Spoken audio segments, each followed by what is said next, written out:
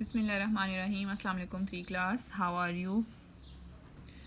It's 1st May today and day is Friday. I'm Kuratulen from Modern Language School. In previous lecture we learned that what happened when an organism is removed from food web. Today we will see the introduction of organism.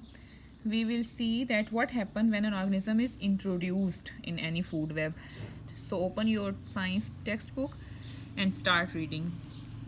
Introducing an animal into a food web. In early 1900, wild rabbits were introduced into Australia for sport.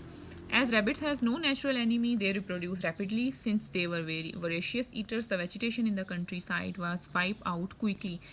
पिछले lecture में हमने देखा था कि जब हम किसी food web में से कोई ऑर्गेनिज्म रिमूव कर देते हैं तो क्या होता है. ग्रे वुल्फ रिमूव किए थे तो फिर एल्क और कॉयॉट के लिए वेजिटेशन कम पड़ गई थी, तो फिर वो भूख से मरना शुरू हो गए थे, उनको एक दूसरे से कम्पीट करना पड़ा था. अब अगर इस वाले आज का जो लेक्चर है इसमें इंट्रोड्यूस करवा रहे हैं कि अगर कोई एनिमल बीच में एक्स्ट्रा फूड वेब में एंटर किया जाए तो क्या होता है. इन्होंने रैबिट्स 1900 में जब इंट्रोड्यूस करवाए थे तो वो उनकी रिप्रोडक्शन हुई और बहुत ज़्यादा रैपिडली जो है ग्रो करना शुरू हो गए. और वोरेशियस ईटर्स थे वो.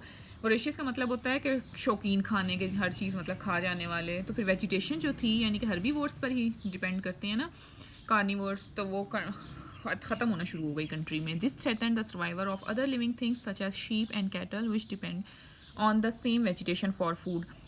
जैसे एल्क और कायॉट को compete करना पड़ा था रोडेंट्स को इसके लिए, वेजिटेशन के लिए, इसी तरह ही यहाँ पर जब रैबिट्स बहुत ज़्यादा हुए तो फिर शीप और कैटल भी चूँकि वेजिटेशन पर ही डिपेंड करते हैं, हर्बीवोर्स पर भी डिपेंड करेंगे ना, वो भी प्लांट्स ईटर हैं, तो प्लांट्स फिर उनके लिए कम पड़ना शुरू हो गए. तो फिर ये सारे आपस में इन सारे ऑर्गेनिजम्स को एक दूसरे से compete करना पड़ा. इन द एंड क्या हुआ कि man had to introduce a disease to kill the rabbit to reduce their numbers. कि फिर रैबिट्स की रिप्रोडक्शन को कम करने के लिए एक डिजीज़ आर्टिफिशियली इंट्रोड्यूस करवानी पड़ी साइंटिस्ट को, ताकि रैबिट्स जो हैं उनकी पॉपुलेशन रेट जो है उनकी ग्रोथ कम होती जाए, ख़त्म हो वो.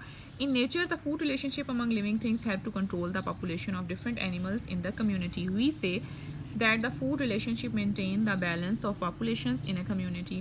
A population of living things refer to all organisms of the same kind living and reproducing in the same place at a time. The living thing depend on one another for survival. Introduction or removal of any living thing will disturb this balance. उन्होंने कहा है कि एक दूसरे पे जो living things depend करते हैं सर्वाइवल के लिए, तो वो जो नेचर में है फूड जिस तरह बना हुआ रिलेशनशिप वो बैलेंस करता है इनकी पॉपुलेशन को, कंट्रोल करता है एनिमल्स की और लिविंग ऑर्गेनिजम्स की ग्रोथ को. लेकिन अगर इंट्रोडक्शन करवाई जाए या रिमूवल करवाई जाए किसी भी ऑर्गेनिज्म का फूड वेब में से आर्टिफिशियली, तो वो फिर डिस्टर्ब कर देता है इस बैलेंस को. नेचर का जो होता है बना हुआ फूड वेब वो बैलेंस होता है, लेकिन हम खुद से अगर कोई इंट्रोडक्शन करवा दें या रिमूवल करवाएं किसी लिविंग ऑर्गेनिज्म का तो ये सारा बैलेंस जो ख़राब हो जाता है. The herbivores are always eaten up by the carnivores in a food relationship. आप लोगों ने पढ़ा था कि herbivore plants are eaten by herbivores and herbivores are eaten by carnivore और ओमनिवोर्स.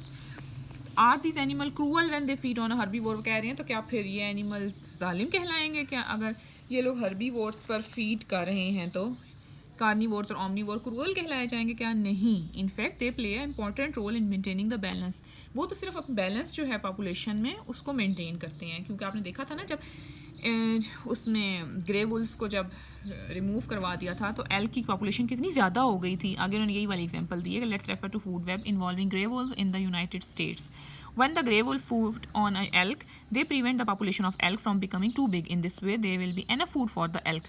यही था कि जब ग्रे वुल्फ जो हैं वो एल्क पे डिपेंड करते हैं, उनको खाते हैं, तो फिर एल्क की पॉपुलेशन ज़्यादा नहीं होती, मतलब बैलेंस रहती है, क्योंकि उनके लिए फिर फूड जो है वो भी फिर इनफ होता है. लेकिन जब ग्रे वुल्फ नहीं रहे थे तो फिर एल्क की पॉपुलेशन बहुत ज़्यादा होनी शुरू हो गई, तो उनको खाने के लिए फिर कम्पीट करना पड़ा, तो फिर मरे तो वो फिर भी भूख से ही मरना शुरू हो गए. So this relationship helps to maintain a balance in community. Furthermore, carnivore or omnivore normally attack the old, the young, the weak and the sick animal for food. कि carnivore और omnivore जो हैं किस किस पे अटैक करते हैं? Old, young, week, सिक animals पर फूड के लिए. तो स्ट्रॉन्गेस्ट और हेल्दीएस्ट एनिमल जो होते हैं वो फिर बच जाते हैं कम्युनिटी में, वो फिर रिप्रोड्यूस करते हैं, तो ज़ाहिर है और प्रोड्यूस हो जाते हैं जो कि स्ट्रॉन्ग और हेल्दी होते हैं. Therefore the strongest and the healthiest animals are left to reproduce and these animals are likely to reproduce young which are strong and healthy. यानी कि बैलेंस इस तरह रहता है कि अगर एक ऑर्गेनिज्म दूसरे ऑर्गेनिज्म को खा रहा है तो उसकी पॉपुलेशन ज़्यादा भी नहीं होगी, फिर प्लांट्स भी बैलेंस रहेंगे, उनकी प्लांट्स भी हर एक को मैसर होंगे जो कि प्लांट ईटर्स होंगे, हर्बीवोर्स के लिए प्लांट्स भी मैसर होंगे, और कार्निवोर और ओमनीवोर जो हैं उनके लिए हर्बीवोर्स भी मौजूद होंगे। लेकिन अगर इंट्रोड्यूस करवाएंगे कोई भी एक्स्ट्रा एनिमल या रिमूव करवाएंगे तो ये नेचर का जो बैलेंस है वो ख़राब हो जाएगा। ठीक है।